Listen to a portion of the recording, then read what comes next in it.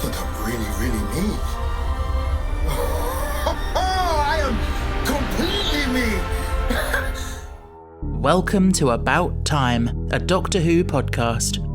I'm Stephen, and I've been a Doctor Who fan since 2005, and usually I'm joined on the podcast by my boyfriend Ben. Today, however, I'm joined by a special guest, Aaron, to discuss the third of the 60th anniversary specials, The Giggle. And quite frankly, it's about time.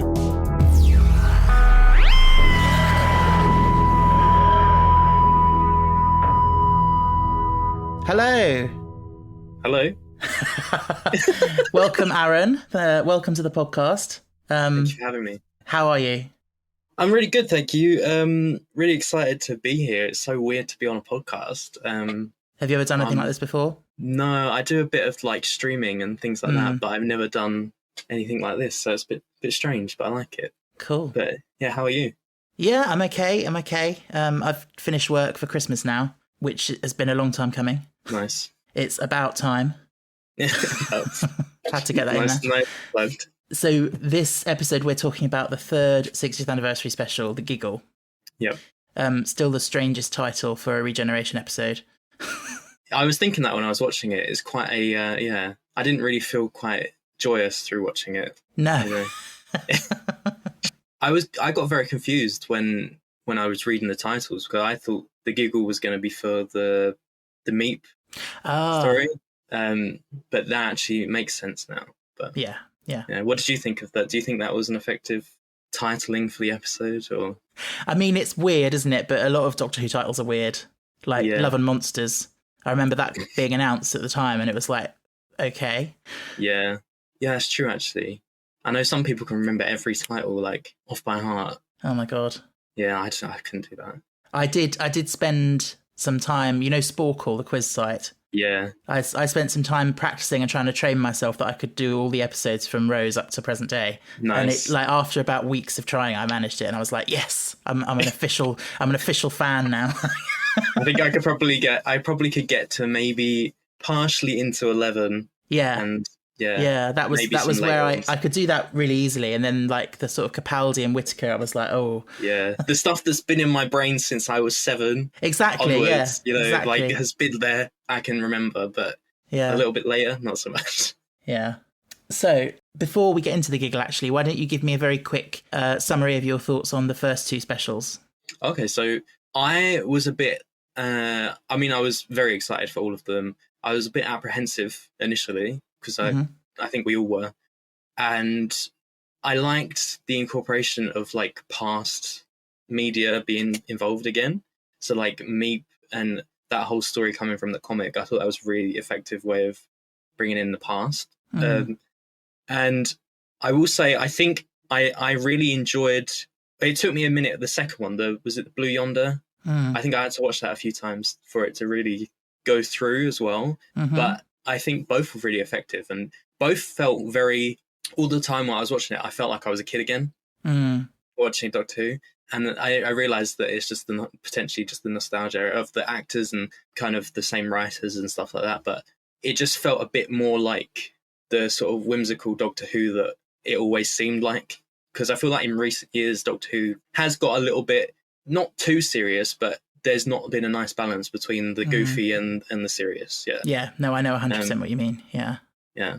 What did you? I know you've done your previous episodes, but you like both. Was there any you really had a dislike towards? Not really. Actually, funny enough, The Giggle was the one out of the 3 that immediately after airing, I was a bit like, like I was really. I had to sit with it for a long time. And I felt really conflicted. The other 2, like the Star Beast, I was blown away and loved it. While Blue Yonder, I was like, well, that was weird, but good. Yeah. When I first watched it, I was, like I said to you, I was in the mind, I think I messaged you after, and I was just in the, like, absolute, just bewildered by it all. Very, like, kind of, it just felt amazing. And then it was necessary, didn't kind of understand everything that just happened. Like, that's kind of how I felt. And watched it a second time to let it sink in, then watched it again today. And it's only today that I really felt that to try and look for maybe critical is that I understand that it's an hour-long special, or however long it was, and it felt like there was a lot of things that they were trying to hit in this episode that were at times maybe rushed through, like very quickly. And obviously you didn't notice that the first time I'm watching, but kind of watching it, you will.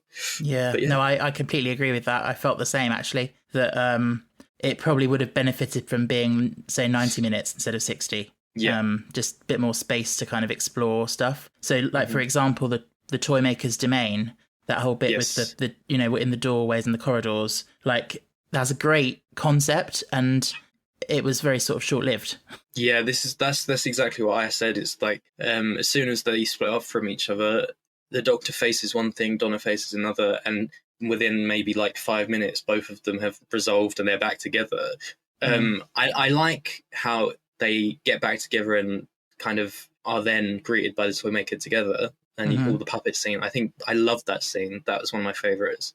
But I think it could have been nicer to maybe incorporate some other like nods to previous characters, previous moments in like Who history, I would say, because those doors could lead anywhere, right? That's true. Yeah.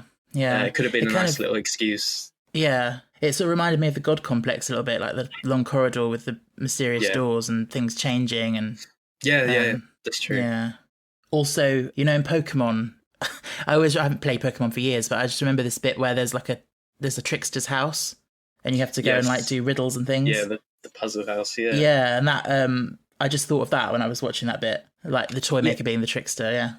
I think and that as well, like the combination of bringing, I thought about him a lot through this episode, actually. You know, like we'd never got to see, it was the trickster from Sarah Jane. Mm-hmm. We never got to see him in Doctor Who, really. No. And I wonder if there's some sort of correlation between the two. I know that the toy maker's a celestial being from outside the universe, and whatever. I wouldn't be surprised, actually, if the trickster is a similar sort of, you know, godlike thing. Yeah. Well, that's something that interests me, is like, do we know if the Meep was like sent? We don't really, but they said their master or whoever was the boss, their boss. And it's like, I thought, oh, well, the boss is going to be the toy maker. Yeah. But then even the toy maker seemed like there was something higher than him. The one who waits. Yeah. I hope, obviously, that's going to be resolved within either this first series back, or maybe there's like the big culmination at the end. Mm-hmm. So it's so fascinating. And I love the way that, I'm not trying to be an RTD stan or a fanboy or whatever, but because obviously he has his flaws as well. Yeah. But the way of which, like, the little subtle hints and drops for like future development, I like that he put them in. I know sometimes they can be a little bit like on the nose. Yeah. But you know, it's something there that even as a 5-6-year-old, you can look at it and kind of think, oh, something's going on. Yeah. And I understand that's probably why. Yeah, I think Bad Wolf was the best one of those, because it was so sort of subtle. You wouldn't have noticed it unless, you know. And it made sense as well with her, like, then at the end of the series scattering them back through time. Whereas when you got into series 2 and it's just like, oh, someone casually mentions Torchwood, or you know. Yes, exactly. And I feel like as well, nothing will ever beat the Bad Wolf, because obviously we didn't know before the Bad Wolf. It's that thing of like, when you get one thing and it's the first thing, it's always the most effective, because but then other times you're looking for it, I think, as well. The Torchwood stuff. Which I'm on the side of. I think when we used to speak about Torchwood a while back, just not going off on a tangent, I am now at a place where I'm confident and happy to say I don't think I ever want to see a Torchwood reboot, spin-off, or any kind of thing brought back. I just don't feel like it fits anymore within everything that they've created in recent years with the Whoniverse. If anything, based on that whole unit set and links and layout, that was clearly designed for a reason. Oh yeah, no, 100%. The thing that I like about Torchwood though is it's what makes it not unit is it's kind of unofficial and like more like, you know, renegade. They don't necessarily have to play by the rule book, whereas with obviously the it's not United Nations anymore, but it's that kind of military thing. Like they have to do things a certain way, and Torchwood is a bit more sort of reckless, which was fun. I personally wouldn't be averse to it being revived in some way, but I think it would need a whole new cast and like Yes, a whole absolutely. new sort of. Ooh, I don't know if I said this to you, but I've said it to other people when talking about Doctor Who and Torchwood. Obviously, we have the kind of negative thing of John Barrowman and Jack, then the allegations, all those things. And so I don't really understand why there's no way of potentially, if they were to want to bring Jack back, potentially just looking for a new actor, because as a fixed point in time, I don't really know the laws and how that works. I don't know, like, does he age? So, like, because when he comes back, and I mean, I think when he was with 13, like, he dyed his hair and everything. So it's like they're trying to make him look the same age still. Yeah. So I think the idea was that he ages, but very slowly, because he said to the doctor about getting the odd grey hair. Right. Okay. But no, I just think like there's no need for the character to be back anymore now, because I think he's of a time, late 2000s. Doesn't work. He was like there's no need for him now, because as well, like, we're trying to launch into a brand new era for new fans. You don't need to bring back a character from over 10 years ago. No, just do something different. Yeah, I think that's absolutely correct, because like when you think about how Jack is and you think about how Torchwood is, it's so 2000s. I know when you guys talked about Torchwood and everything you said about that, but it is so 2000s TV, like, and that's something that just isn't a thing anymore. I mean, for obvious reasons, but we'll never know about the face of though. Yeah, sorry. No, I was going to say, but it's a great tangent. I think it's something that a lot of people have been thinking about. But yes, shall we talk about the episode we're here to discuss? Yes, Giggle. Absolutely. So, shall we talk about the toy maker to begin with? Yes, let's do. Because what I was thinking watching it today is they made him into. I'm not saying it's necessarily a bad thing, but they made him into kind of that stereotypical batshit crazy, chaotic villain. Yes. Like the John Sim Master, like Misty, also like Moriarty and Sherlock. Like this kind of thing of like, oh, he's completely insane. He could do, with the whole spice up your life thing, which I absolutely loved. Yes. But it is very much a trope now, and it's like, yeah. you know what I mean? It was a bit Joker as well, like for Batman, kind of the chaotic energy. Like, I get that someone that only takes pleasure in like fun and games, like they wouldn't look at life in that kind of way. It's really hard to comprehend. But yeah, I agree with you. It kind of is that trope of like what you see in a lot of TV. But I think that actually the casting of Neil Patrick Harris was quite effective, because he's a good actor.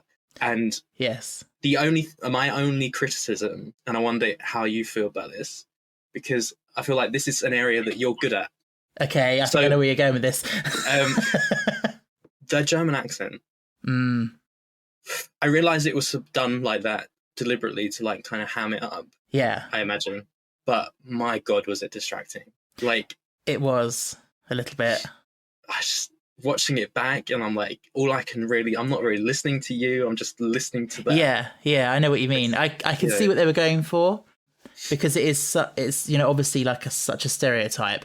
But it for me it fits with Neil Patrick Harris's way. Like, I think you think back to How I Met Your Mother, and he was always sort of putting on little disguises, in his way of getting women and what have you, problematic as that was. And then have you seen the series of Unfortunate Events series? I haven't, but I've seen like clips and stuff. Yeah, again, obviously the whole point of his character in that is that he disguises himself various different roles, and he's very good at sort of being that chameleon, but they're always quite sort of, he's good at doing sinister and funny at the same time. So I think he was great casting from that point of view. I agree with that. But yeah, the accent was a little bit silly. I mean, like there's less bad ones, like when he dances with the doctor, and French, it's like French, and like there's a lot, some that seem more natural and a little bit, but then the German one is, and it's weird how the German one's the one that keeps coming back, like throughout all the like the poignant parts of the episode. Yeah, it's just suddenly German. I quite liked, the aesthetic of the shop and the puppet show and everything. It had that sort of old style Germanic sort of thing, almost like Geppetto. I know he's Italian, but in Pinocchio, But like Disney didn't really know what country was what in Europe, so they sort of mashed them all together. True. But you've got like, it's had that sort of feel of like very old fashioned sort of toy shop. I suppose as him, if he if you think this, like, if an entity was to look at the Earth and kind of try to recreate the human race in its image, or like in whatever, like he would constantly be going between different accents and like or maybe it's all a big meta commentary, and he represents Disney, like like take it, honestly, like, I'm not surprised just if that was getting its hands on Doctor Who and messing. Honestly, I wouldn't be surprised at that point. But in total, I think he was a good casting. I think the character himself was a really cool character. I've seen clips of the original. I've never actually sat down and watched it yet, because I'm not gonna lie, when I see clips and I see the TARDIS standing there on wheels, like, takes me out. But well, to be fair, if you want to watch the Celestial Toymaker, there's only one episode surviving, so it's the last episode. But it's just, I think it was quite an effective way of doing it. But I feel like they could have, if they wanted to, within the rooms, or at least could have got more of the companions involved. But it would have been fun though, and actually, like, say you wanted to get Karen Gillan back for like an afternoon to do one short scene. And like you could do, or any companion or whatever past character, a bit like in The Doctor's Wife when Amy and Rory are trapped in the TARDIS, and they've got all those sort of things coming at them, like the Rory that gets old and dies and stuff. Like, you could say, for example, you could have had Amy Pond be there and be like, you left me to die or whatever. That could have been cool if there was more time, I guess. I think that would have been like they kept hinting on social media that Martha was going to be around, or at least some kind of, and I thought maybe she might appear, and then but as you said, I agree, like those rooms could have been anything, and even Bill coming back would have been nice. I know that she was like alluded to, obviously, not Stooky Bill but Lady Bill. And I don't know how you felt in that scene actually, but because I think that was one of my favourite scenes of the whole episode. With fantastic. The puppet Amy, the puppet Clara and Bill. But like how kind of the Doctor brushes it off, but in the way the Doctor does, where he's just like, but they survived, or this person survived. Clara's in the last second of her life, and blah, blah, blah. And it's just like, when you think about all those things, it's kind of like, those happen, but they only happen because of you. Yeah. I feel like it was very much like a comment on the Moffat era and his companions. Like, it was kind of like the way that the Toymaker was always like, well, that's all right then. It was like saying, it's like Stephen Moffat saying, no, she still lives in the last second of her life, and then the audience being like, that's all right then. I've got a question about that actually. So after Bill, were you expecting like Yaz, Ryan, Graham? In the moment I was expecting it, but then thinking about it afterwards, I could see that he was obviously, talking about the ones who died. So whereas 13 got all her companions back in one piece. Yeah, but that's true. He could have referred to Dan's house. Dan not getting a house. That's a weird like correlation between the two episodes. Like the Toymaker's shop just tore out a house at the middle of there. Yes. Weird coincidence. But how do you feel about his little like, just like, oh, the Master came and Jesus Christ. Like, I liked it. I liked it when he mentioned like, oh, the Master played a game with me and lost and blah blah blah. But then the thing that got me was the hand at the end. I was like, I watched it and I literally audibly just went, oh, for fuck's sake, when I was watching it. I was like, it's the thing is, it's like, I know because they did that, and maybe that was a nod to like previously when it happened. Yeah, but like realistically, who's gonna? It's just a weird thing, and everyone online is now speculating. Like, is it River? Is it Missy? Is it Kate because she had red nail polish in the episode? It's like one thing after another, and it's like, okay. And then I like the Master. I always like seeing the Master. I just think that it'd be cool to have a bit more of like a development in the Master. Like Missy, I think was a brilliant character. Fantastic, yeah. And to go from Missy then to the Master that we had in 13's era kind of was such a contrast. But obviously I've heard the theories as well that Missy comes after him. So, and it's all timey-wimey Controversial, yeah. bollocks. But no, I would wonder how that's going to work, because honestly, I'd be really interested in seeing if we have a master with Shooty. But part of me feels like they just aren't going to do that initially. Maybe like season 2, a bit like they did in the reboot in New Who. But I just think that it might be a bit too soon. I don't know, like to give him such a big enemy. I agree. I think we've had over the last few years, we've had a lot of master stuff, and like you say, doing what they did with Missy was so successful. I think if you're going to bring the character back, you've got to do something good with it. But yeah, we'll see. Be cool to have another female, or even have Missy or some variation of Missy come back. Maybe not the same actor, but maybe someone similar, or do something similar, or completely flip it on his head. You know, I was thinking that if they go with another female master, because supposedly Missy's whole thing was calling herself Missy because she couldn't be called the master if she was female, which I don't think really makes sense anyway. But like, does that mean any female version of the master is going to call themselves Missy, or was that just that incarnation? Yeah, this is true. Yeah. And I mean, but now as well, like it just opens up. And seeing how this works out within the Doctor's like regenerations and timeline and stuff, it really opens up the master to be kind of completely anyone, right? Absolutely. But yeah.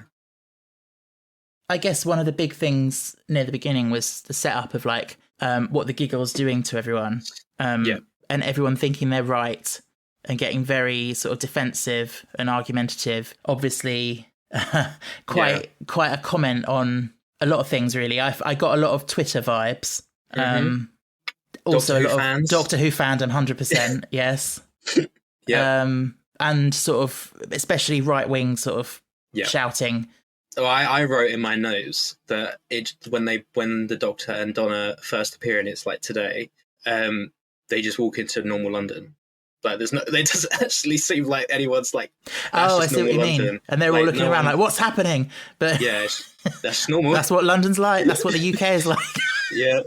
And I just thought that was quite funny. I feel like Donna could have, if that would have been a Donna thing to say.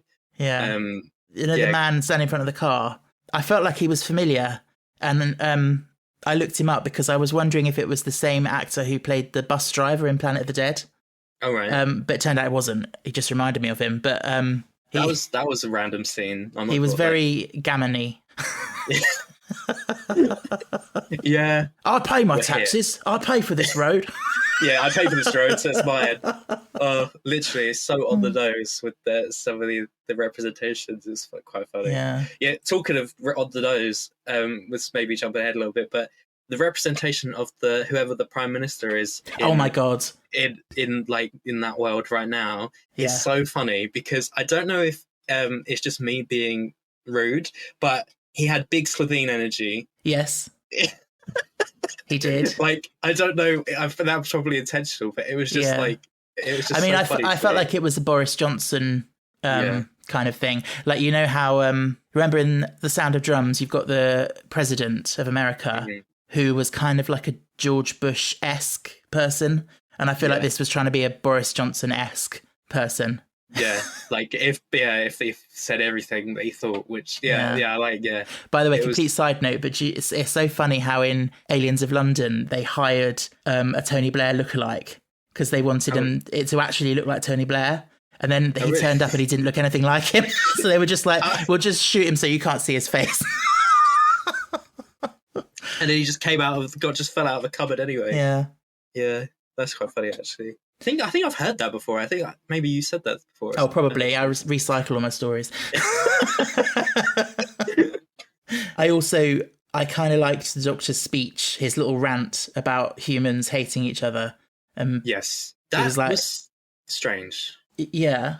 It was like, sometimes he could seem real bitchy. Like, he comes off real bitchy, this version of the Doctor, or a little bit more human. And snappy. It's moments like that I feel like you can really hear the writer's voice coming through the Doctor. It's like Russell is saying, actually, you know what? People are garbage. I got that a lot with Moffat, like hearing his voice come through the Doctor. Yeah, that's true.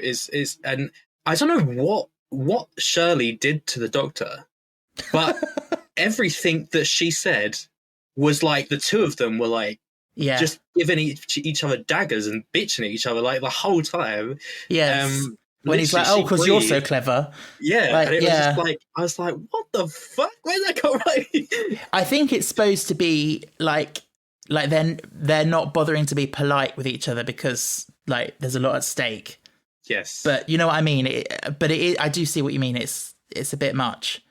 But I think her personality, she's got quite a, like, not to stereotype, but as a northerner, like she's got that kind of like opinionated, like, well, you know, we would have seen it. Like, said he was just a bit like, oh yeah, okay, what was also clever, like, yeah. Yeah, and I can see it as well, because I'm not gonna lie, she annoyed me slightly because it's like you exist in a world where so much is happening in front of your eyes. Like you see, and you're working for a company, like an institution that literally deal with like alien things. That's the problem, I think, with where we are in the show. Like, there've been so much things going on. Like, I feel like Moffat tried to reset that with the cracks in time. Yeah. But even since then, like, there's been so much stuff.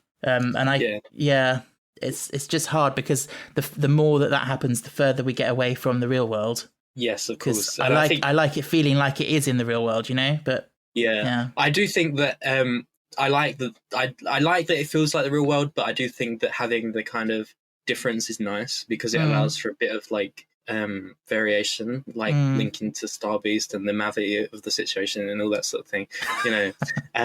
It's funny that Unit is now like just, it's not secret anymore. It's just like there in the Shard in the middle of London, like, because everyone knows about aliens. Yeah, it's so weird because like just like the whole thing with Donna not being completely a miss for every alien incident on Earth is kind of, it's funny and it's very Donna, but so before she was like a representation of most people who were turning a blind eye to it. Yeah. Whereas you know, in the Star Beast, it felt like she was almost like a conspiracy theory person. You know, like everyone else can see it, but she's just like, nope, can't see it. Like global warming denier or whatever. Like, yeah. But also, when Kate then takes off her, was it Z-Dex? Yeah. And I said she just turns into someone that's just had one too many down the pub. Oh my God. Like, it was just so aggressive, drunk behaviour. Like, yes. Like, just insulting the Doctor, insulting Mel and Donna, insulting Shirley, like, just like, ugh. I did love how it started, though. The fact that she was quite normal, but then the Doctor was like, how are you? And she's like, fine. Like, as if she's about to say, what? You want to make something of it? Like, it's so Twitter that, like, you can't say anything without someone... Like, if you said to someone on Twitter, how are you? And they said fine, and someone else would come in and reply and be like, oh, that's so rude to all the people who aren't fine today. You know what I mean? Like, I do like how he subtly, like, nudged her just little by little with the questions. I do think that was quite funny. Yes. And then just going for the redheads. Like, what did they do? You know? Yes. Two redheads together, some conspiracy trying to turn everyone into ginger. It probably wasn't very wise of them to like let her just turn it off. Like, without being restrained or something. Yeah, the way she just whiffs it off. Yeah, it was just so weird. Like, the way they, like, the guards grabbed her, and it was very much like just throwing a drunk person out of the bar or something. But do we think that, like, how much of what she said was her real thoughts? Or was it... That's true. Do you know what I mean? Like, because we all have thoughts that we're not proud of sometimes. Yeah. And so maybe you could say the Giggle was amplifying those and pushing them out. Yeah, potentially. Like, I feel like maybe, or it's like the wavelength, kind of the way that it kind of makes you just kind of in that sense where it's like you're kind of pushing just instant aggression. So even you, like, she might look at like those people positively, but then it's a bit like a Dalek where it's like all the emotions, or a Cyberman rather, where the emotions get turned straight to they can't come out, if you know what I mean. Yeah, they get turned into something else. I feel like it sort of suspends humility in a way. Like, if you go through life with absolutely no humility and you just think any thought that comes into my head, I can just spurt out because I'm right, you know? Yeah, which sadly is such a reflection. Honestly. And also, we didn't mention the Vlinks. Yeah. How do you feel about the links?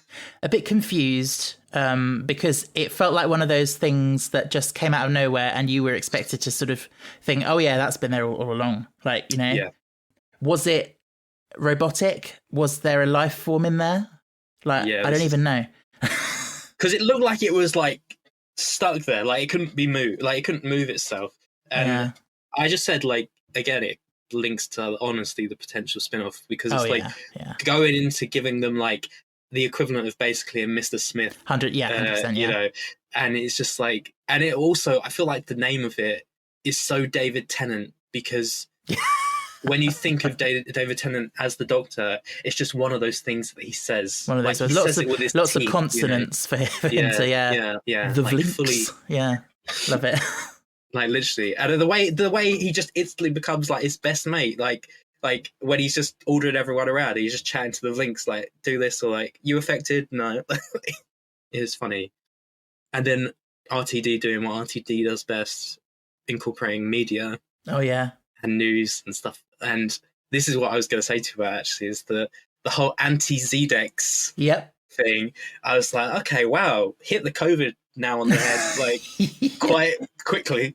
You know, if this was Chibnall's era, it would have been a whole episode about anti-vaxxers. But, you know, it was kind of like brushed just over. Dripped in, yeah. Nice to see Trinity back. Yes, true. It's nice to see how her career has moved on from news anchor to talk show host or whatever. Yeah, it's nice to have the media aspect back, because I feel like, it might be overdone sometimes, but it's nice to get a bit more of like the human depth and like making it feel like a real place. Yeah, definitely. And it gives you the scale of it. Like, you can show news broadcasts from around the world without having to go and film around the world and show, you know. Exactly, yeah.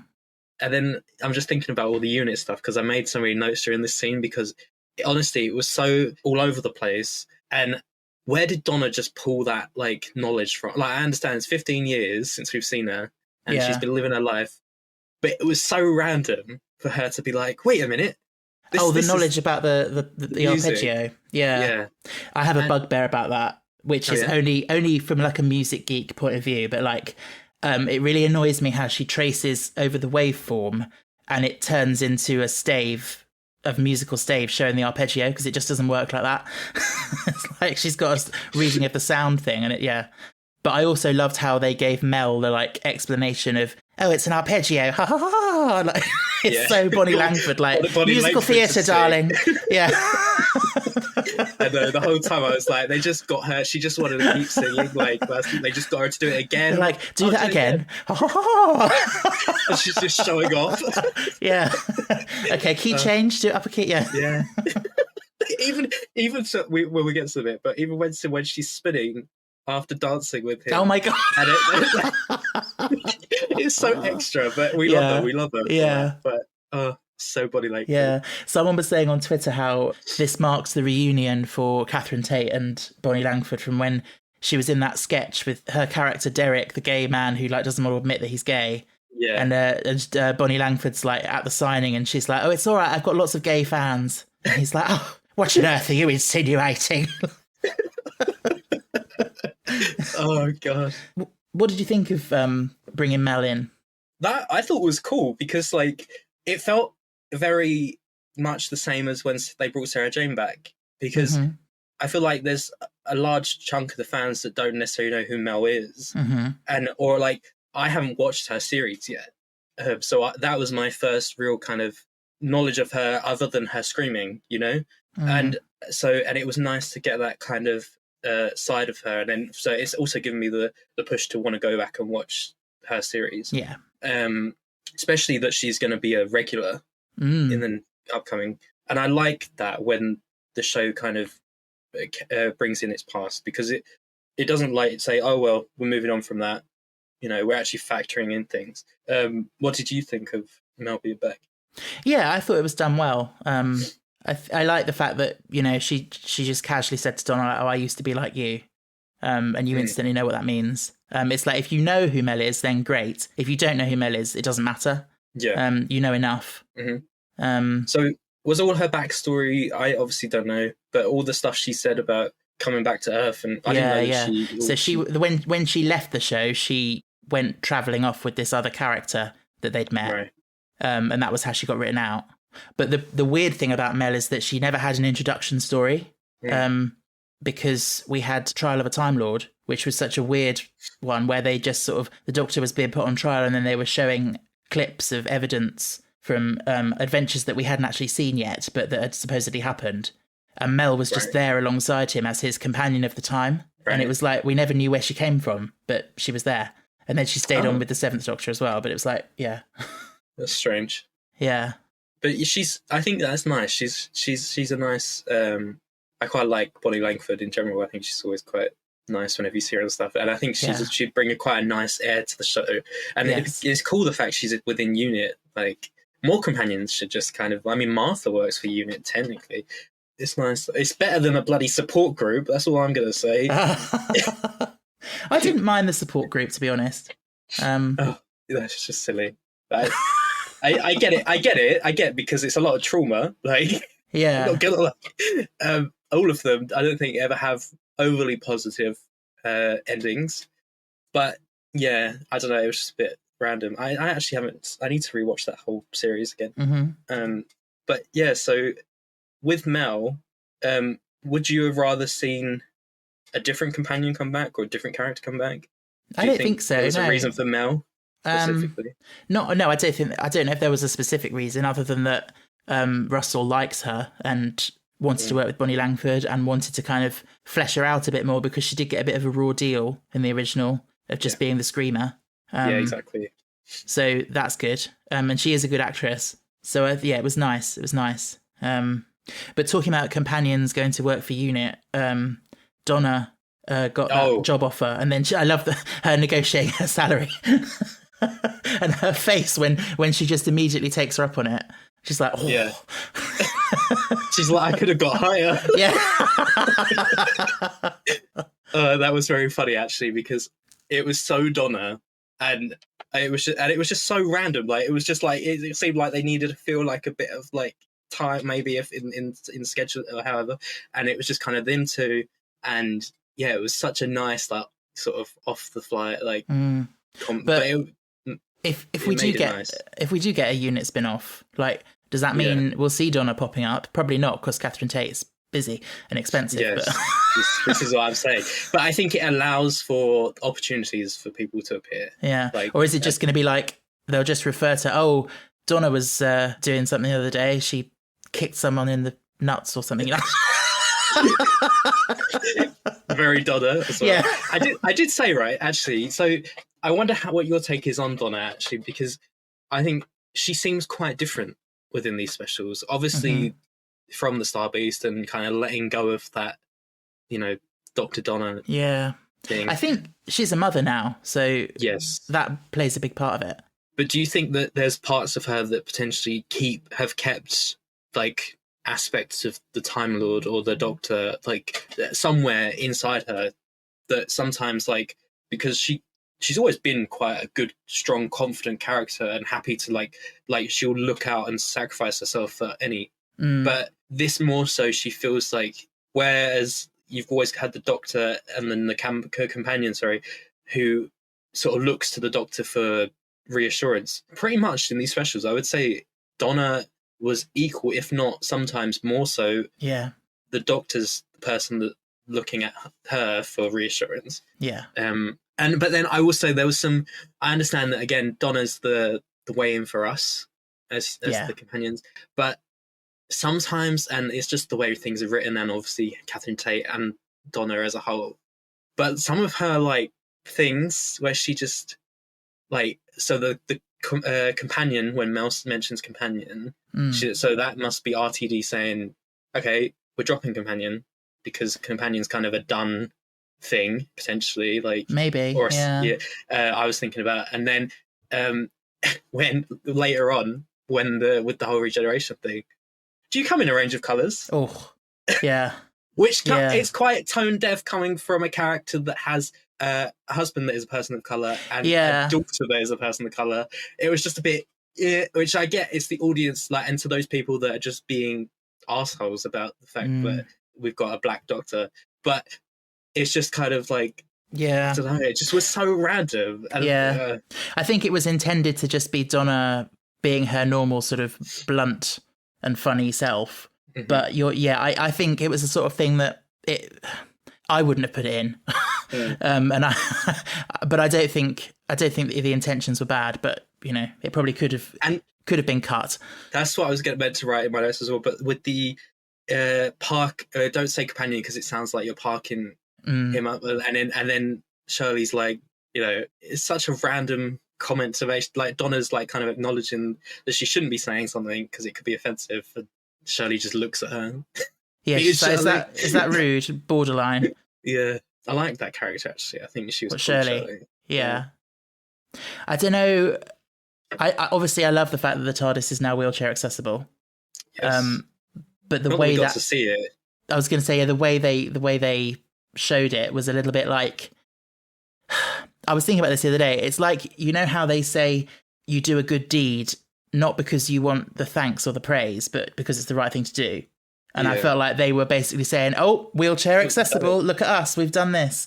Like it would have been, if everyone had then gone into the TARDIS, or like they had said, like they were all going into the TARDIS and she couldn't get in, and then the Doctor just, then it's like maybe like it's always been there, and just never had to be shown, never been shown before. But yeah, just for it to be kind of just done like that. Like, obviously, they probably filmed so much more and it was cut down and different things, but sometimes there's some scenes that do kind of feel like they're a bit like, like stapled in amongst the others. But yeah, so obviously, there's so much I want to talk about with the TARDISes as well, like that scene, but obviously we haven't got it. But... Yeah, I mean, it's just chock full, this episode, isn't it? It is. I have to mention the scene with Donna versus Stooky Sue and the babies. Oh yes, that was so well done. The Stooky Sue looked like something out of Coraline. It was creepy as hell. Very creepy, and also her voice, the dubbed over voice of the actress. You expect a little doll like that to have quite a high little voice, and she just had quite a low pitched sort of Scottish accent. And I was like, that's really sounded like Kirsty Walk then, but like, you know, like it was added to the creepiness, I feel. Yeah, I agree. But then you totally don't expect Donna to just like whack her on the wall and like knock her head off. Yeah. It's so bad. Hello, Stooky. My name's Donna, and I think that you're a goner. I like this. She just. Oh, I love her so much. My name's such a Donna. Oh yeah, and I said about the how Donna was saying about the staggering along, struggling to carry on. But then the Doctor does the Doctor thing. Anyway. And change the subject back to what's at hand. But that's the thing. Like, he's a Time Lord, and you know, this is obviously a story about him and blah blah blah. But that's relatable to a lot of us as well. Like, there are so many people who do that, who won't slow down and stop, and they won't face up to things they need to face up to. Yep. So there's kind of a nice lesson there. It's true. We completely missed the whole spice up your life. Yeah, I loved it. It was so good and unexpected, and just of all the like pop song bits that we've had. Yes, I think this is the best. I think so. I said I don't know what it is about pop, but just the incorporation of it. I still, whenever I hear "Toxic" or "Tainted Love," still to this day takes you back to the scene. And this will forever be in my head now. And it's just crazy. Like, and it really does make you feel on edge and uneasy. Like, so Russell's been saying a lot about how, you know, really good pop has that kind of relentless, like that driving thing, which is definitely true. But also the fact that it's you know, it's quite a cheesy and fun-filled song, juxtaposing that with like turning those soldiers into balls, and things like. I think that is always really effective when you take something jolly and you juxtapose it with something bad. Even like, I was thinking back to the Christmas tree and the Christmas Invasion that starts playing that really twee version of Jingle Bells while it's smashing everything. Like, it's always a really good technique. Yeah. I'm about to be killed by a Christmas tree. Sorry. Yeah, no, it's the whole thing of like, I think it is that the way in which he goes through the doors, in and out, and he's all over the place. He's moving, but you're trying to like follow it. Yeah. As well as the Doctor and Donna, everyone's confused. So it makes confused. him scarier, doesn't it? Because he's not bound by the laws of physics. Yeah. You're like, and you think, holy shit! Like, what? How can you actually fight him? And obviously, the only way to fight him is to play his own games and like actually engage with him in that. It does give me a little bit Oompa Loompa vibes. I think because of the outfit he was wearing and okay. the way in which he kept like going in and out, and like then at the end when he just like disappeared, like it's very much when the Oompa Loompas come in, take the child out, and then I never thought of it like that, but I can totally see it. Yeah, and he does seem. Do you know what they should have done? They should have had duplicates of him, like coming from both sides at the same time. Like that would have been that would have been too much because if the one of him is bad enough, but you know what I mean. Mm-hmm. But it's just the way he took out Kate and then Mel with the dancing. That was brutal. Kate's slamming to the wall. Every time I've only seen that twice, but like it makes me hurt to watch it. Yeah, it looks like she went for it. Yeah, and we were saying Bonnie Langford spinning around like 100 miles an hour was hilarious to see. And that whole scene in itself was so good. Then for him to just do all that casual murder, and then there's the guns and the petals, and it just to disappear. Like yeah, I could do that. Yeah, very cool. So then I wouldn't like that kind of thing from Doctor Who all the time, but it's nice to have the option. Yes, it's effective when it's used, but don't overuse it. Yeah, because it sounds like we're going to be getting more of that kind of thing. Did you notice when the Doctor was offering to the toy maker, he was saying like, we could go and play your games across the cosmos. Yes. It was very much a parallel of how he spoke to the Master in Last of the Time Lords. Like almost the lines are like almost word for word. Because he says to the Master something about we can fight across the stars or something, but not here. And then when he said to the Master, I'm sure he said, we could be magnificent. And here he said, we could be celestial. It's almost like Russell Davies copied and pasted from an old script and just like changed a few words. I do, and I agree with you. It's kind of like, I did say, I wonder what would happen if like he had said, okay, yeah. But I'm not going to lie, when what happens next, I sat there and I thought, oh, there was me thinking it was going to be at Christmas, but okay, I guess it's happening right now, and I'm okay. This is sad, but I'm okay. Yeah. Oh, do you think David Tennant was gonna stay till Christmas and regenerate at Christmas? I thought he was going to regenerate at the end of this episode. And I see. Yeah, Christmas was going to be our first introduction. Yeah. To duty. And so I thought, okay, this is cool. Like they're just doing it now, and I thought, that must have been very hard for David to like film his last scene and then have them come on and take over and have Shooty come in and everything, with all the other actors still staying there. But then for what happened to happen, I was like, what? I have to ask because you probably know that there were leaks online and things were spread around. Right. Were you aware of it at all going into it? Not at all. Not at all. I kept away from everything. I mean, I just was like, why am I don't want to ruin it for myself. No, very wise. And so when I sat and watched it, I felt like I was 7. Again, literally, I messaged you. I said that. I was like, I felt so childlike in like not knowing what was going to happen. Yeah. That I was just like completely baffled and amazed. I tried my best to avoid, but unfortunately, with going on Twitter, people were talking about it quite openly, and so it's quite easy to just accidentally, your eyes just skim over. You just accidentally see the words by regeneration or whatever, and talk about that splitting. Sucks. I know, but to be honest, when I saw it, I thought, well, that's bullshit. They're not going to do that. So I think it definitely affected my viewing of it.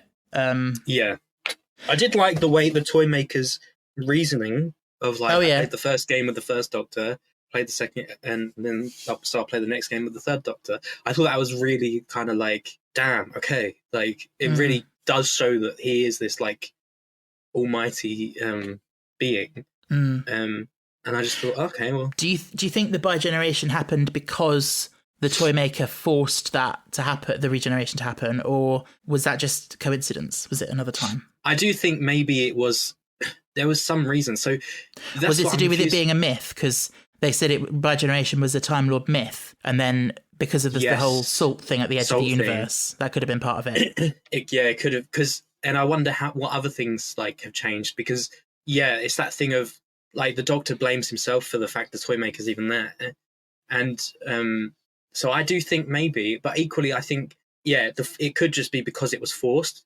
Yeah, it's interesting. I do so, but what I've seen online is everyone saying, and I think I kind of agree with that theory, that it's not that he will stay as David Tennant or as 14, but he will recover and like heal and have time to exist as just a life and have a life and potentially just live out the rest of Donna's life with her.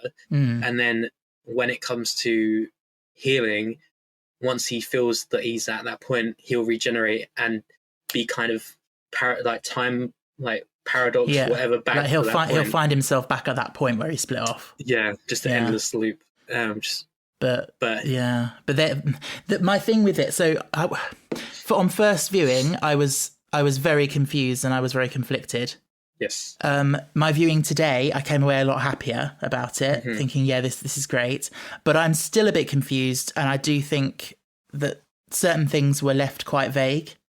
Yes. And, you could say, well, that's a good thing because it means that, you don't get bogged down in a load of explanation, and you can sort of interpret it for yourself. But I feel like something like this is quite important for the character to know. Yeah. I like that it is important. I kind of agree, but at the same time, I feel like it opens up an era of mystery again, because I feel like we lost a lot of that during like the Timeless Child and stuff. Yeah. It opens up the potential for other things. I don't think we'll see a bi-generation frequent, if ever again. Maybe within a special, maybe within a different character. Like, can you imagine the Master, or even like if they brought back Susan? It'd be quite a strange thing. I mean, they could flip it all on the head, and Ruby could be the bi-generated version of Susan. I'll put money on that they're not going to do that. I wouldn't put it, honestly, at this point, I wouldn't put it past. Yeah. Did you see the little, you said you watched the commentary? I only saw a bit on TikTok. RTD said something interesting, and I don't know. I don't like this. Yeah, I don't like this. So for everyone that didn't hear, he said that the minute that 14 split with 15 and they split, that every other incarnation also split at every generation. Is that correct? That's right. Isn't it? Well, that's what he said. Kind of. Yeah, but then I'm not 100% sure if that is that in this timeline, or is that in sort of an alternate universe? Yeah, this is the thing, and I suppose now, and the thing is, they've mentioned a lot of different universes, and in these three specials alone, and like being outside the universe, and falling below different and stuff like that. So maybe that potentially within the next few seasons, then it'll be a bit more like a vaster universe travel rather than like just our own. Yeah. And it's a bit strange, because in my head now, every time I was thinking about it, so William Hartnell into Patrick Troughton, there's now like, and then it gets really convoluted, I think, the further you go, because it opens into like a big family tree rather than just a straight line. Yes. And what happens to those doctors, like as they get older? Do they just age and die, or what? It's strange, because people online were saying about 14 becoming the curator, which I think obviously I disagree with, because we know that he becomes 15. So it doesn't make sense to me. Yeah, but all those other incarnations that kind of branch off, die off, become Joe Martin, if you will. I don't know. It's just so strange. It's just kind of, again, I think it's just his way of making it people think, okay, I don't know everything about Doctor Who, or everything I thought I knew isn't actually how it is. But yeah. I quite liked the Tales of the TARDIS thing, where McCoy says about, in some timelines I regenerate and others I didn't. Yes, and that yes, explains exactly. it. So I get that. I can get how there's kind of alternate timelines and alternate universes, but I don't know. It's just a bit I suppose confusing. in some, if you want to be facetious, some timelines McCoy didn't go to America and get shot down by a gang or whatever, and he did then regenerate into whoever he was going to go on to next, or But it's one of them things, isn't it? I do like the things that leave questions, because it's nice to have those questions that never get answered. That is true. I was watching Confidential earlier from back in the day. It was one from series 2, right. And Russell was saying on that about how Doctor Who is such an ambitious and imaginative show that the minute you start to give concrete answers to things, you lose all that imagination. Exactly. So it's very true. So we need to talk about Shooty. We do. The lovely Shooty. He's incredible, isn't he? Honestly, the minute he showed on screen, I was like, usually I'm a little bit like, okay, I need a minute with this new Doctor. Yeah. But straight away, it was, I think because it was straight in action, it was straight, you were already involved. He hit the ground running. Yeah, and you didn't really have any time. Also, the getting rid of the whole post regeneration, like first episode in bed or sick, or like where it's just like the Doctor's doing nothing.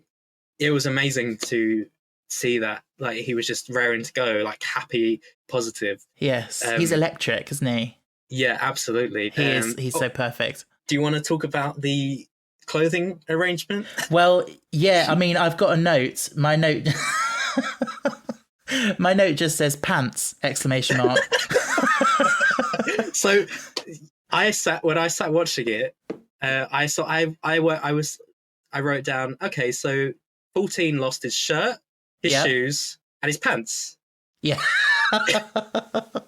So and the tie. He had the tie. So 14's running around commando. Yeah, fair enough.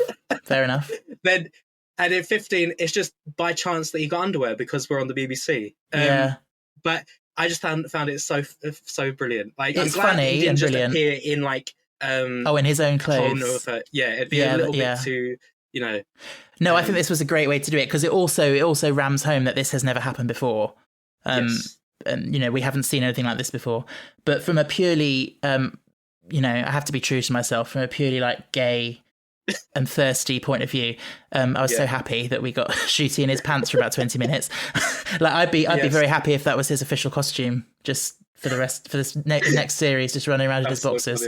It's like, I just like how sort of carefree it was, and it had a real nice energy. Like yes, there was something for the gays, obviously, and like clearly, I just think it's so nice, and there's quite a charm to it, and I guess, like, paralleling it with other things and like looking back, it really reminded me a bit of the the scene where Ten's first scene, really, where he's fighting the Sycorax leader. In his pajamas. Yeah, on the outside the ship. Yeah, and like, it was obviously a similar thing up high, that kind of thing.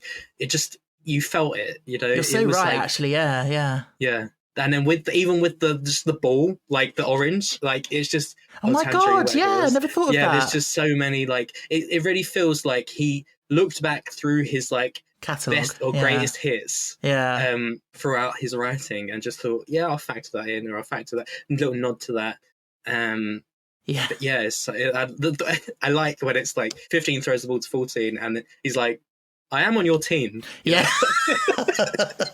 I'm so sorry. Yeah. So good. But speaking of that ball game, like, I considering that games are the toy maker's whole thing, didn't you feel like the 2 games that he played in this episode were a bit shit? Like, yeah, I do think, like, maybe for the whole ball thing, the ball was done. That was first game in my head when they went to the toy shop, and then hide and seek. So, and then the cards. So to then do the ball game again was a bit kind of like random, but it kind of worked for the setting of the thing. I don't really know what other games they could have done. It's kind of a weird and thing. I guess because it strikes me as quite mundane in a way that he loses by just not catching a ball.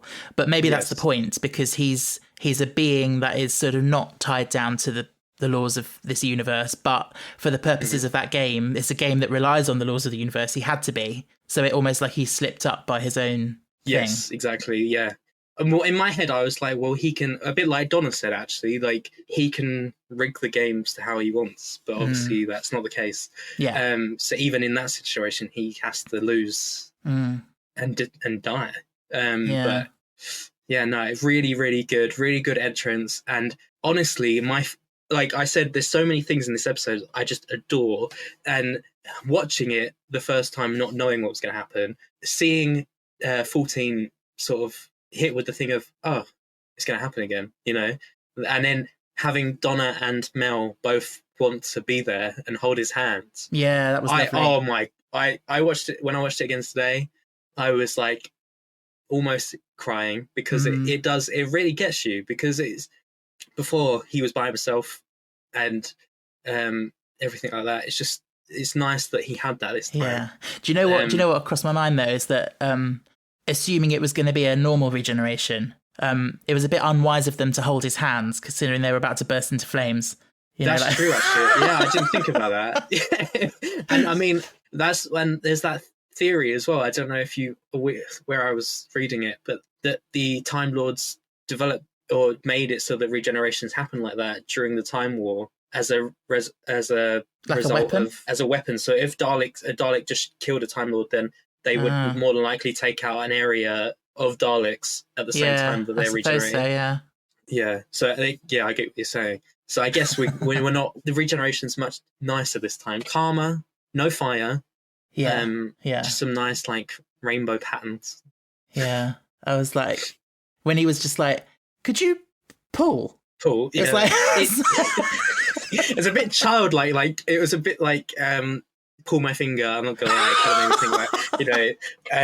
And so yeah, it was. But I think it was quite well done and well written like that. It definitely felt like a moment in Doctor Who history. Yes, I agree. And then I will say though, I don't know if you feel this. The minute 15 came onto the screen, it did somehow feel like 14 was obviously less. Not like David was less important, but Shooty was there, and it felt like he was the Doctor. Like he was the Doctor. Yeah, you know? Yeah, I do know what you mean. But I think even 14 himself seemed to kind of take a bit of a back step, and like he felt almost more like a companion. In that moment than the Doctor. It's kind of like he could see, well, my future's in safe hands. I can kind of take my foot off the pedal a bit. Yeah, his first like breath, you know, like he was just playing because he knows that he's there, so technically it can't go wrong. Yeah. So, like, as controversial as the Bi-Generation has been, and as still a little bit confusing it is for me, I do love it as a device that gives the Doctor the chance to rest, you know. It's a way of doing it without actually taking a break in the show, I think. Yeah, it's effective, and is when you think about it, what Shooty says, or what 15 says to 14 in the TARDIS, it's like, it's so true. Like, there's all these things that have just happened, and they just go along with it. Like, you know, so much lost, so much goes on, but on to the next thing. And it's not healthy. Actually, no, and being able to like process that, and it's nice, and you can really see that in 15's like the way 15 carries himself.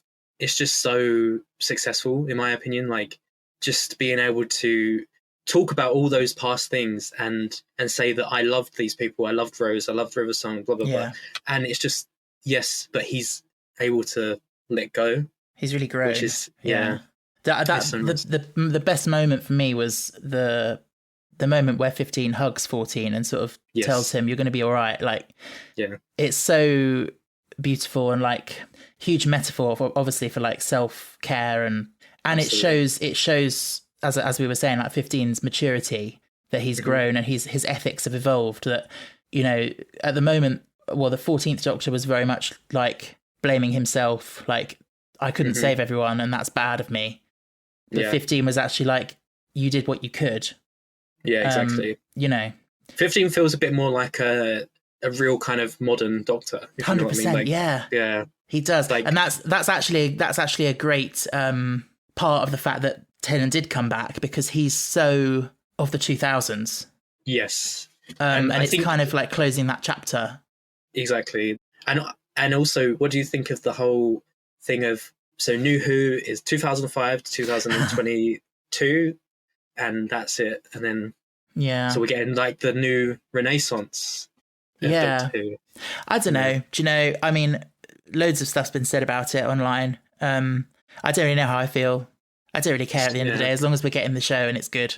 Exactly. Yeah. Exactly. I quite like that it's sort of bookended. Like, you know, you've got classic, then you've got New Who, and then you've got this one. It's kind of like it feels right if they're doing that for, as you said, they're trying to bring it in for the new generation. Like, think of all the like 7, 8, 9-year-olds that will watch Shooty on Christmas Day and just be absolutely like in awe of the Doctor. And I just think that's what makes Doctor Who so magical. And honestly, like I said to you in the past, I fell out of love with it during like 13, maybe early in even 12. And just seeing all this is just, I mean, obviously your podcast is just so amazing, and it really gets you back into the Doctor Who sphere, because I know that, like we said, the fan base can be quite hard to be a part of sometimes. Yeah. But it's just nice to like really reignite the love for Doctor Who again. Yeah, 100%. I do feel like that's the biggest achievement of these 60th specials. They've really done that for a lot of us. To go from it almost kind of stagnating, and like you said in one of your episodes on your podcast, you don't ever think it will end, but it'll be kind of just put away for now. I feel like we were getting to a point where that was a possibility. Probably, yeah. And I think this is just completely revitalized everything. Like, to the fact that it's back on a Saturday, like, thank fuck. Yeah. Like, thank the Lord it's on a Saturday again. What kid wants to go watch Doctor Who on a Sunday and then get in bed to go to school? Yeah. Like, that, it's just not it. No. You know? So what do you think about, the Doctor and the Nobles sort of, I mean, is it implied that they live together, like, going forward? So. Or he might just live in the TARDIS. Like, I don't. The Doctor doesn't really sleep, so I feel like he just kind of goes into his shed. Like his shed. He's the weird uncle who's got a shed in the garden. Yeah. Did they have a new house? Yeah, I've heard some people say apparently it's in France. Apparently they live in France now, but that was not on screen. That wasn't said. I suppose unit money. Yeah, but I will say Catherine looks beautiful in that scene. She looks so radiant, and David as well looks really. They both look really healthy and happy, which is how you want it to be. Yeah. The only thing I feel like it's just very David, and also very just childish. Which, the eyebrow thing. I'm just like, that kind of, it is what it is. But I could have done without that. It doesn't really think any. But when he says, like, calls Rose his niece, and things like that, I just think that's lovely. Okay, Ben's just got home. I'm sorry. I'm no, sorry, it's Ben. fine. It's fine. I've been rabbiting on. He can't hear you because I've got headphones on. Oh, okay. It's fine. You can go upstairs. Hello, Aaron. Say hello to Aaron. Hello. I just did. Yeah, he says hello. It's brilliant. It's like I'm literally listening to the podcast right now. Yeah. Go and look what a lovely job I've done in the bathroom. What were we just saying? We were saying about... Oh, you did do a good job. Thank you. Did you hear that? Yes. But the moles. We said about the moles and the Doctor giving them little force fields. I found that bit a bit weird and pointless, to be honest. It was kind of random. I'm not gonna lie. Wilf is such a nice, like, he wouldn't shoot moles. He would never shoot a gun. So, like, why is he shooting moles? It's a bit weird. Yeah, it was that didn't sound like, I don't know who wrote that. Obviously, probably RTD, but I don't know. Just was felt like he forgot Wilf's character in a way. Yeah. It did feel like you were lacking him, obviously for obvious reasons. But yeah, it's sad loss to the whole Whoniverse. I thought it was a bit unfortunately clunky at the beginning of the episode, the way they sort of had to, crop him out. Hide, yeah. And then you reuse that audio from series 4. What did they? Where he said, "Oh, you go with the Doctor." Like they reused that from The Poison Sky, and it was like, right, yeah. But then I don't know what else they could have done really, apart from just cut to them arriving at uni Yeah. or something. But Yeah. Yeah, it's an awkward one. yeah. I didn't realise, because obviously the way it was all filmed, I kind of thought that he had already filmed whatever he needed to film. Yeah, exactly. So I didn't yeah. know that. Yeah, so when I didn't realise it was that kind of happened right then at that moment. Mm. And then last thing I think maybe we should probably talk about is what do you think of the new interior? I mean, I think you probably talked about this. So I've given my thoughts on it. It's growing on me. Yeah. What are your thoughts? I like how big it is. Like, it's clear that it's kind of just Disney money. I've heard that before. Yeah. Sorry. But so it's nice, and I like the kind of, it feels very, and what I've heard from people that aren't necessarily Doctor Who fans, so my family, when they've seen it, they said, "Oh, it really reminds me of like old Doctor Who, like classic Doctor Who." Yeah, it is. And like, I said, it is like a nod to the first TARDIS. Like, yeah, 100%. but just 1,000 times bigger, and I like that. Yeah, and it just needs a bit more in it, I suppose. But we're starting to get that with the jukebox and stuff. Yeah, I wonder if it will kind of gradually, he'll collect things, and it'll. I think it will. Be a bit I more hope it like. does. I like the kind of LEDs that change. Yes, during they do different look really scenes. cool. Especially once when Ncuti was going off, and like Yes. you've got that slightly very warm sort of orangey lighting was really nice. Yeah. Yeah, the TARDIS has got like mood lighting now, which is quite cool. And just 1,000 times in comparison to the previous TARDIS design in Syria. I mean, like, it feels nice, it feels big. It's bigger on the inside after all, but I feel like in comparison to the last one, it was very kind of enclosed. You felt kind of, it was dark, and you didn't really get much. You didn't get much in the TARDIS. No. It felt more like a set last time than it's ever felt, I think. Mm-hmm. What did you make of like splitting the TARDIS into two? Yeah, again, I wasn't 100% sure if is it a duplicate or is it bringing it forward from its time stream in the future. I'm assuming the latter. Yes, because it makes sense with like it having the jukebox. It being like, oh, okay, at some point I acquire a jukebox, like, you know. Yes. So it makes sense that. I didn't see it that way, actually. That makes a lot more sense. I didn't really think about it too much, and factoring it in that way makes sense because the Doctor's been kind of pulled from a period of his life. But yeah, no, I think it's a nice set, and I'm really excited to see, because I think apparently we're getting an episode inside the TARDIS. Oh, really? I've heard. I don't know if that's true, but I do like the TARDIS episodes when you really get the vastness of the space inside it with like Amy and Rory, as you said. I like the one where where it goes through and you see the previous control rooms and stuff like that. Just like the little nods to the fact that it is more than just that room. Yeah, that'd be really nice, actually. Yeah. Excited for the jukebox. I feel like he's gonna. I've got a little theory about the jukebox that each time he presses a button, it will change his outfit. That'll be like. Oh my god, that would be cool. Yeah. Like, I feel like that's kind of potentially where we're going, because I like the fact is, like, we've seen the stuff on Instagram. Yeah, and it plays a song that's sort of linked to the outfit. Yeah, like maybe something from the 50s or the 60s. Yeah, oh my god, yeah, I can see that. Yeah.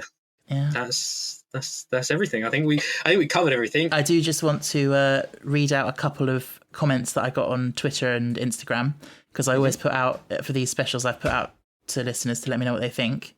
William, just in block capitals, says, "Love Ncuti already," which is, I agree with. Universal Man says, might be controversial for fans, but I think the bi-regeneration is a pretty good idea to emotionally pay off the rest of New Who, giving the Doctor a chance to have that normal human life he always admired from afar, and make a clean break without any baggage for Ncuti's era.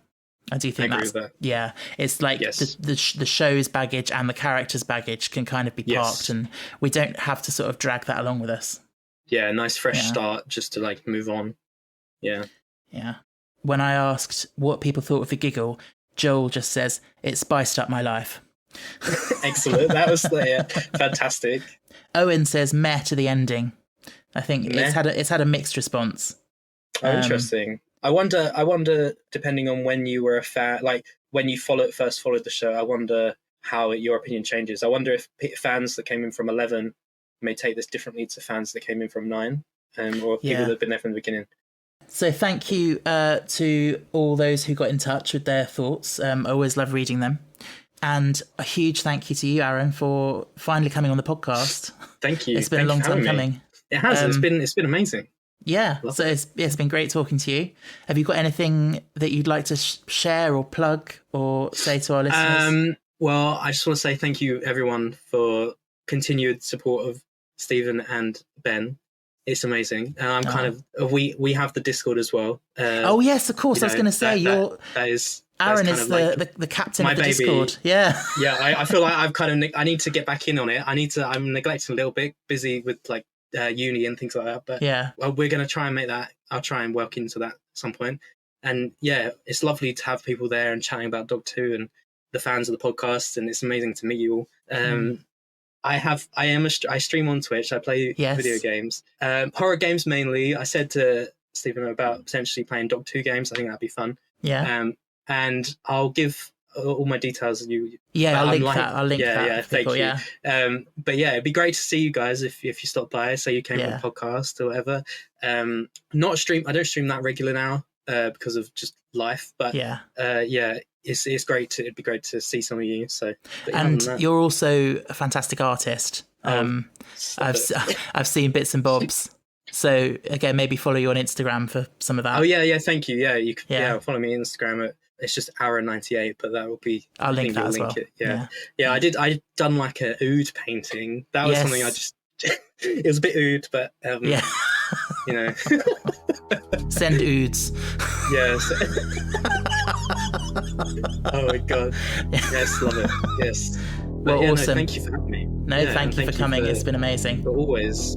You know how we like to end the podcast, don't you? I think so. Shall we say it together? Yes. Are you ready?